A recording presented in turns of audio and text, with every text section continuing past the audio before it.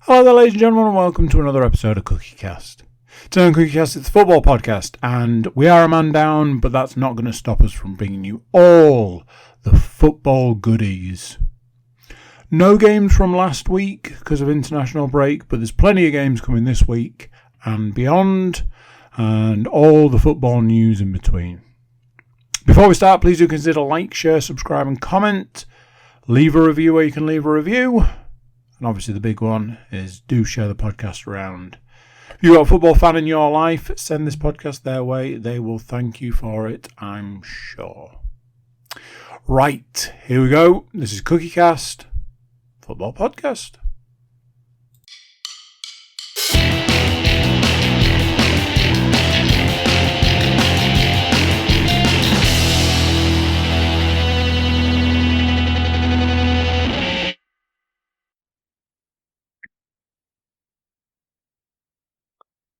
Yes, indeed. We are here. We are back. We're back, ladies and gentlemen. It's the three amigos coming at you. It's not the NFL podcast. It's not a wrestling podcast. It is the CookieCast football podcast, but with minus one of our numbers. Sadly, Mr. Moore unable to join us this week. So it is just the three that you can see on your screen right now that will be coming at you. Those two that are joining me are Messrs. Cook and Woodmansey. How are we this week, gentlemen? Delightful. I suppose we can let the listener be the judge of that, obviously, but, here we are. Well, obviously, normally at this point of the podcast, we're normally sort of reeling from the weekend/midweek shenanigans that our team has normally put us through. However, this week, there were no such shenanigans. Incorrect. We had shenanigans. My team, Hull City, decided to go off on their little holidays this last week because there was no actual game to be occurring. So whilst everybody was concerned with how many goals England were getting fucked by against Greece, they were over in Turkey, sunning it up, having a little bit of warm weather training, and obviously minus Casey Palmer, who was off on duty with Jamaica, and Liam Miller, who was off on duty with Canada. But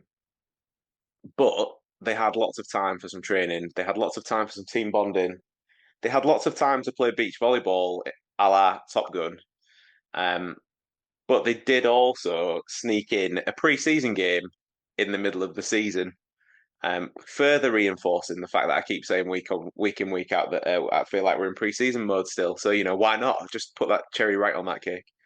The owner arranged for us to play one of the sides in the Turkish top division called Korundun Alanyaspor. I've been practicing that for about the last 20 minutes before we started recording, and that's probably as good as it's getting. Probably sponsored, no less, by Korundun, and obviously we are too, so that's probably where the other connection came from. Now, you could watch this game. They put it for free on YouTube. The only problem is, with the slight time difference, I hadn't actually finished work by the time that the game was already into the second half. So unfortunately, I missed the first half in its entirety that was 0-0 at half-time, and then had to leave to go and get my boys from school before any of the goals happened. But I know what you're thinking, pre-season game, sort of in the middle of the season. So they did that thing where it was like one team in the first half, and then they made 9 changes at half-time.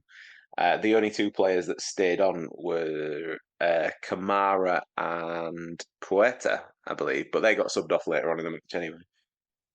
So it gave everybody a good chance to have a little bit of a run out. And unfortunately for me, I did miss 2 goals, and both of them were scored by Hull. So we won 2-0.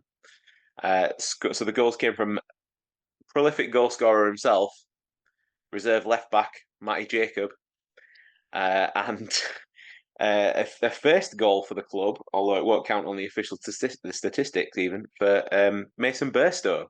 So there's a name that I know that is familiar to the podcast, so maybe that'll give him a little bit of confidence, because he's only going to get a sub appearance, really. But yeah, decent little trip away.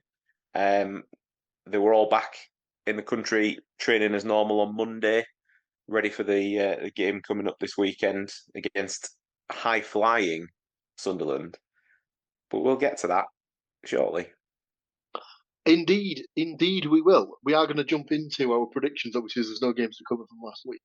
What I will just do is mention just briefly in passing that obviously I am known for being a Middlesbrough fan on the podcast. However, I do have a passing interest in the goings-on at Hartlepool United. And sadly, they were dumped out of the FA Cup at the fourth qualifying round stage last night by Brackley Town. And as such, their manager has paid for that with his job. So Hartlepool United are now in the process of trying to find a new manager.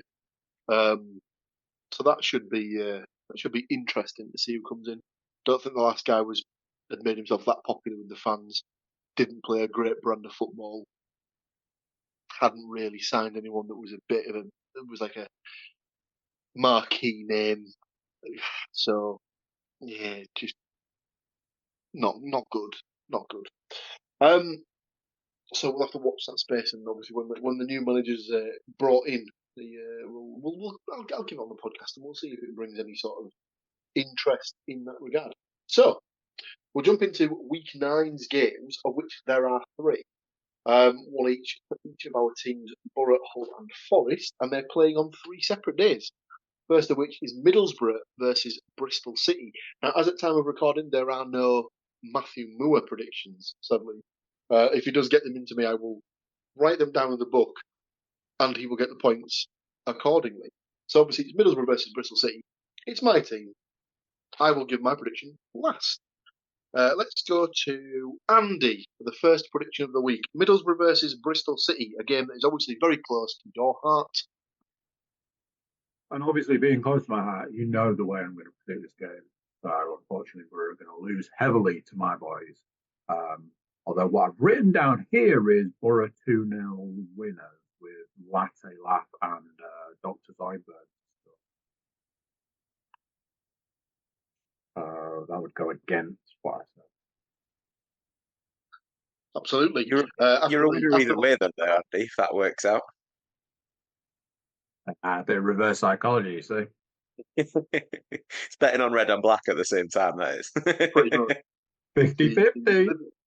Living embodiment of it. Obviously, after the Watford game, on the post-match phoning for the local radio, Mr. Bergzorg himself was, I believe, chastised as being one of the most selfish players they'd ever seen. We carry on. Stu, your prediction for Borough versus Bristol City? This probably won't happen very often. I have the exact same scoreline as Mr. Cook. I've got Middlesbrough 2, Bristol 0.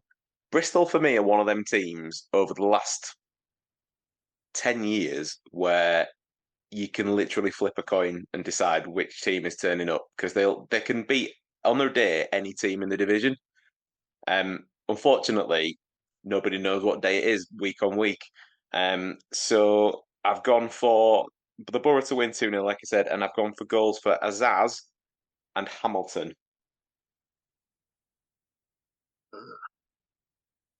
Micah Hamilton, of course, making his first start in the league last time out against Watford. I've also gone for a Borough win. I've gone for 2-1 on this one. Old boy rule definitely in effect for Tommy Conway. So I've gone for Tommy Conway to score in this one. I've also gone with Finn Azaz. It's the same principle as always. Surely he has to score at some point. Surely that one is this next week. And I've gone for Scott Twine to get the Bristol City goal. That's the Saturday game out of the way. The next game finds us on Sunday. Go on, Stu. I was going to say, I can only assume from your Scott Twine prediction that you're expecting that Middlesbrough to give away at least 1,600 free kicks, and one of them will be on target, maybe.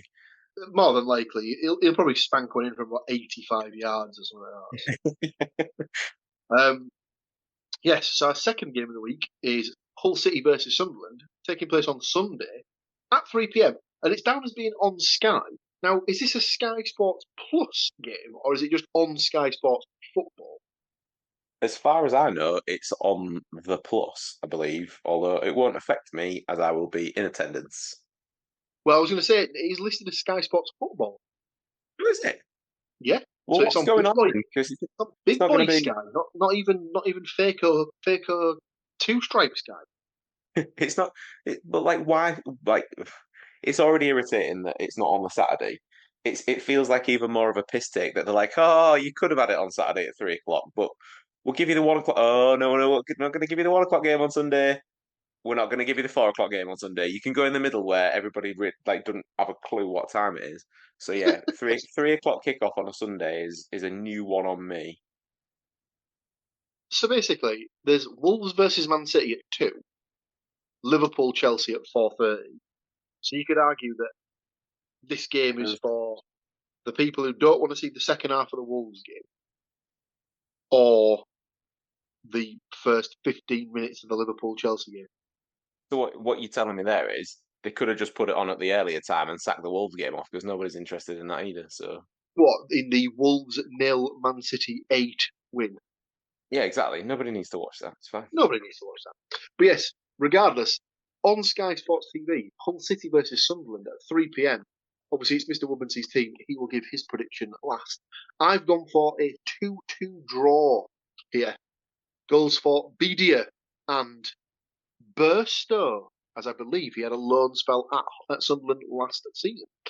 And then for the Sunderland goals, I've gone for Rigg and Roberts. Andy? So just a little cheeky 1-0 for me. Badia. I've been practicing. And I feel, aligned now. Now that he heard the call and put one away, I'm like, you're my guy. I'm going to start betting my house on him. He is your boy. So last week when they were away in Turkey, they had an Ask Chris Bedia thing on Instagram, and I genuinely submitted the question of, "Can you tell us how to pronounce your name for my friend Andy?" And unfortunately, the answer to that was hidden behind a paywall, so I don't know if he ever did it or not. So if anybody out there has got Tigers Plus and wants to enlighten us if my question was answered, please leave us the comment below. Unfortunately, they didn't get back to me personally, but I will one day. We will get the definitive answer from the man himself. But yeah, I'm assuming it's my go now, Paul. It is indeed. Andy, positive as always. Paul, yeah, might draw. No, I've got us down to lose 1-2. We're going to continue to ride said horse, and I have gone for Bedia for Hull. But for Sunderland, I've gone for Mundle and Isidore.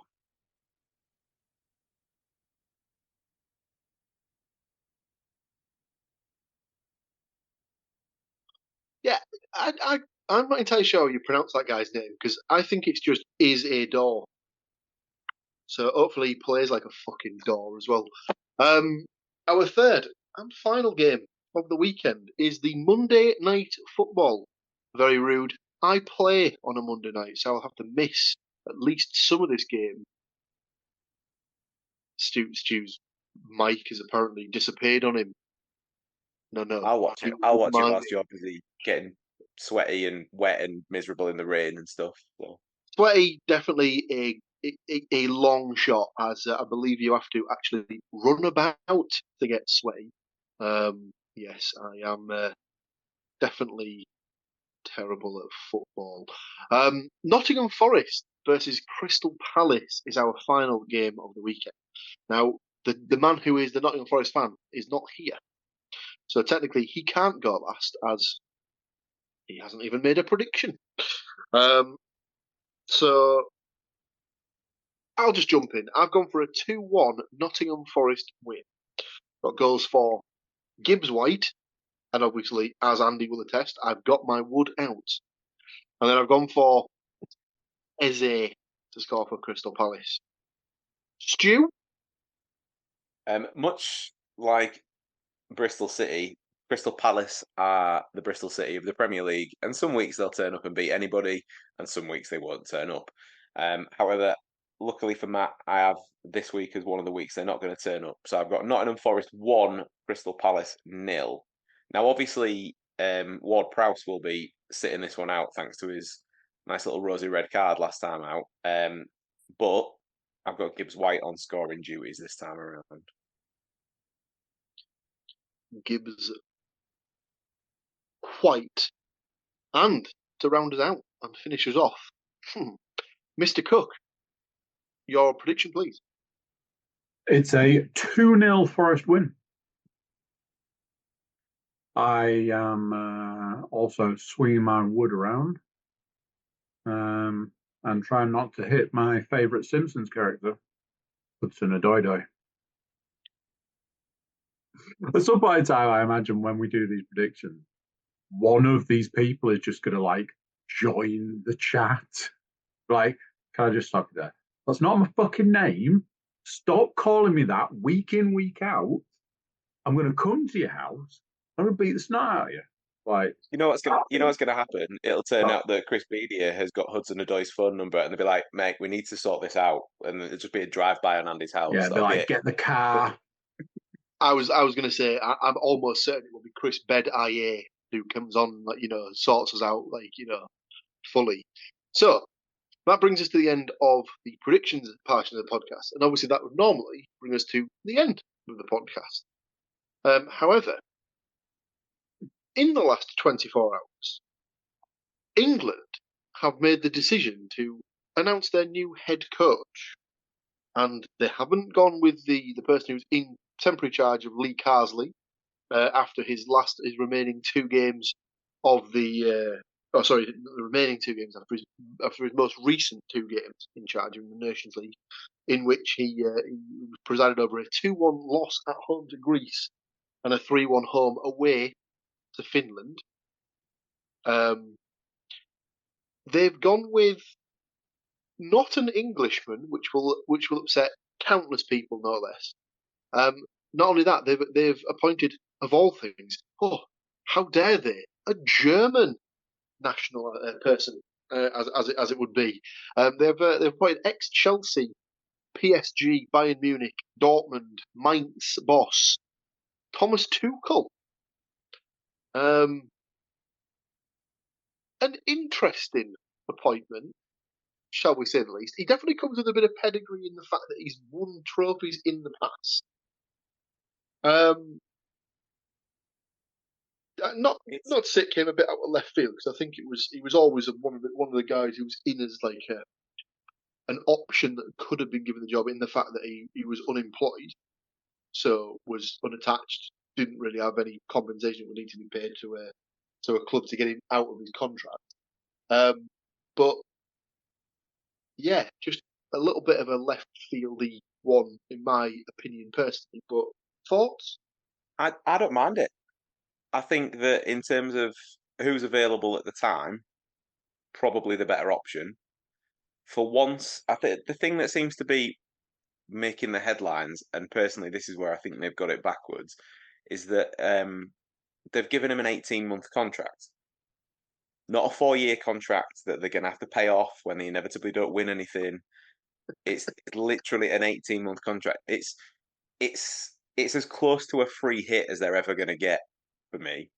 I think that's a great. I'm not even bothered about it. The thing that I find weird on that note, and yes, therefore they would have had to have extended it by a couple of months. Haven't we got another round of internationals before Christmas? I would imagine they've got to finish off the Nations League. Yeah. So, but I think that was always so he's not technically been put in charge yet. He's no. Obviously, from his January. contract starts. Does it start from January the 1st, or is it just basically from January 2025? Is what I've seen. From January 25 is the thing that I've seen. Yeah. So obviously they've given Carsley until to sort of see out the Nations League tournament, as it were. And then obviously Tuchel will take over. So what we've got is they've learned that we won't, like I said, they won't do the massive length of contract. Fine, great learning point. We've got a guy who's used to winning trophies, albeit untested at international level. He has won trophies, all fine. there's always that thing before a tournament with England where it's like, newspapers, we're going to win the World Cup, we're going to win the Euros. And every time everyone goes, oh, fuck's sake, just shut up because, no, it's extra pressure. Well, the announcement from the press conference was England can reach higher gear and achieve target of winning World Cup.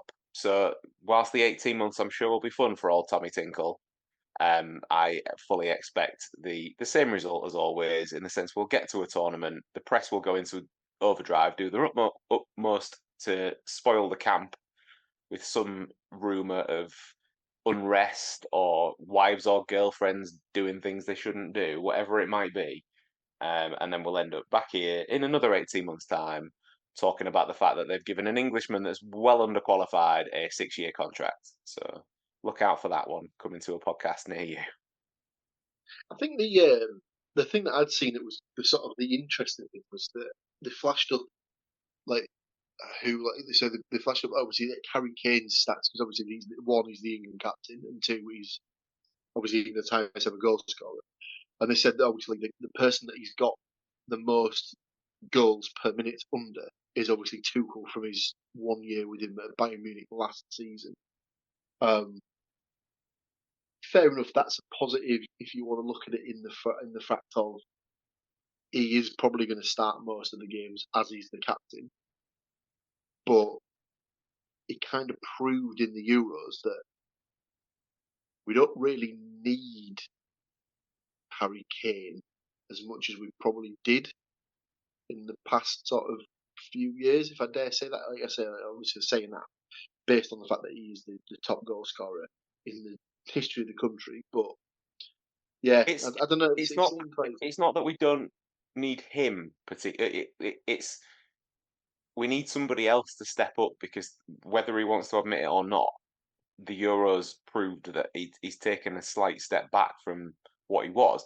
And it's all right him then going and banging him in, week out in the German league, but that counts for absolutely jack shit in the tournaments, and he played terribly. There's no two ways about it. He was one of England's worst players during the last tournament. It's weird. It's one of those things where, as well, in it, where like goals definitely sort of change a narrative.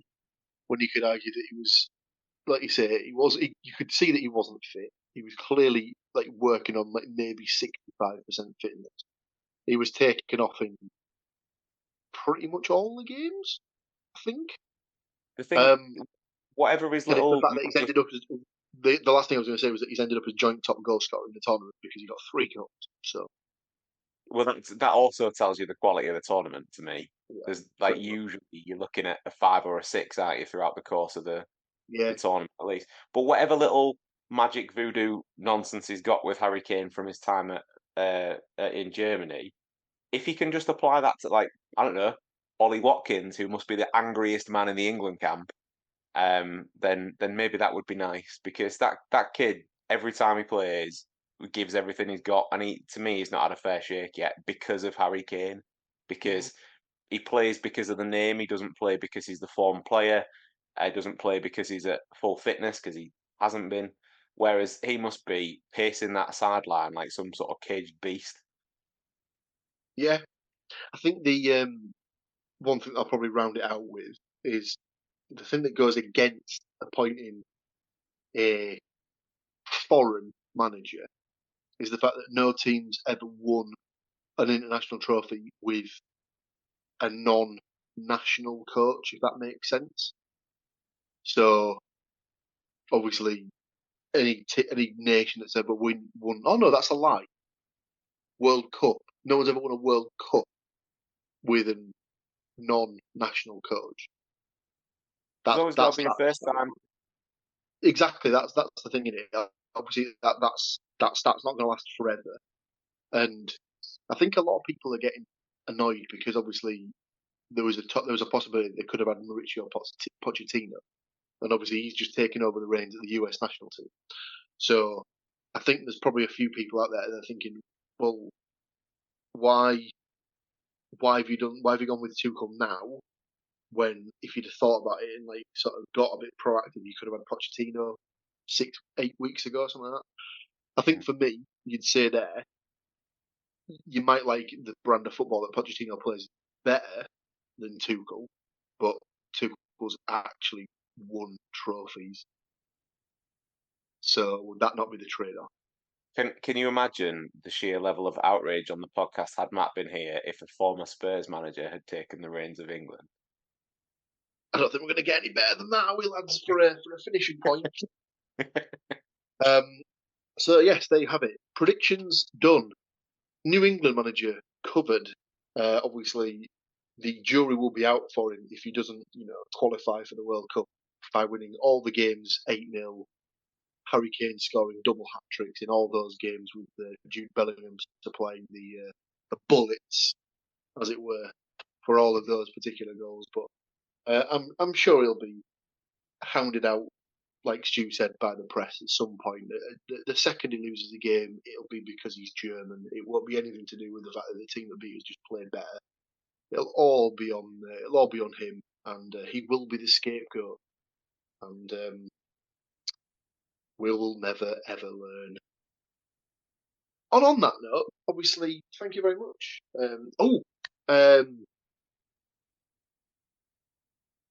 Something the one thing I was going to bring up was the George Baldock passing away situation.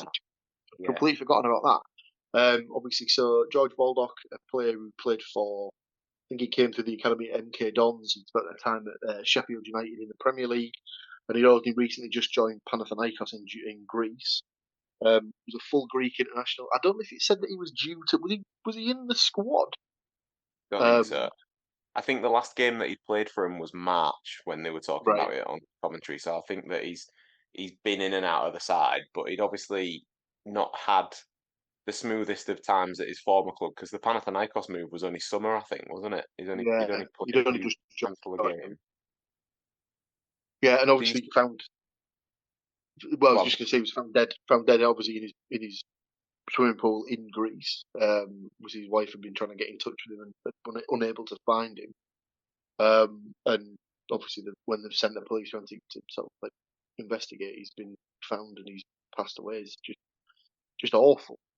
Obviously, with the timing as well, with England playing Greece pretty much the day after it had all happened, obviously the mark of respect and everything was shown and all the rest of it. But if there was ever a game that you wanted England to lose for some sort of tribute, that was it, because every time that Greece scored, everybody had the black armbands on, the sort of the nods were there. And I thought one thing that was nice at the end was that they had the shirt printed up with Baldock and his number on it, and all their celebration photographs from the end of the game after they'd beaten England, not only beaten England for the first time at Wembley, but scored for the first time at Wembley as well. All featured his shirt, and as a really classy touch as well, Panathinaikos are paying out his entire contract in full to his family so that his kids won't go without. And on top of that, they're gonna have a game what's the term? I always forget this. Like testimonial. Yes, almost like a testimonial. So they're gonna have a game next year to be announced. Yeah, obviously with the opponents.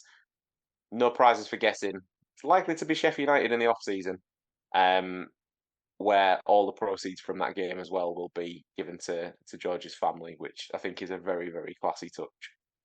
It is very much so. Yeah. Obviously, like we never like to end on a down note, but I didn't want to sort of let that one go without sort of going through it because it was very, very sudden and very, very sad. Anyway, that'll be us for this week. Thank you as always to Mr. Cook, Mr. Woodmansey for joining me to go through the details of their teams. Obviously, if Mr. Moore does get his predictions in, I will write them in the book and he will get his points should he get any of the things right next week. If you're new here, if you're watching us on YouTube for the first time, maybe click on that little icon in the bottom right hand corner. I think have a look, just like, share, subscribe to the channel. There's lots of different podcasts that we have here at the Cookie Cast Podcast Network. Not just the football podcast. There's American flavored football, if you like that particular. If you like your balls with laces on them. We have the wrestling podcast that comes out each week. There is the F1 podcast, and then, of course, everyone's favourite, Mr. Cook, dumping everything that's in that brain out on the pavement, spewing it forth. Lovely stuff. Join us again next week, where we'll sit down and we'll do it all over again for you. There will be a slightly earlier release on next week's podcast, as we do have some midweek games to cover. That one should be hitting your pavements, your screens on Tuesday or Wednesday for that particular podcast next week. So keep your eyes peeled for that. Until then, take care of yourselves, keep an eye out for each other, and we will see you all next week. Till then, it's Tatty Mai for now. So there we go, what do you think of that? Another one gone. More games, not necessarily gone, but more games to come. Yes, football. Big thank you for watching, big thank you for listening, big thank you for being a part of this. If you want to be a bigger part of this, you can like, share, subscribe and comment.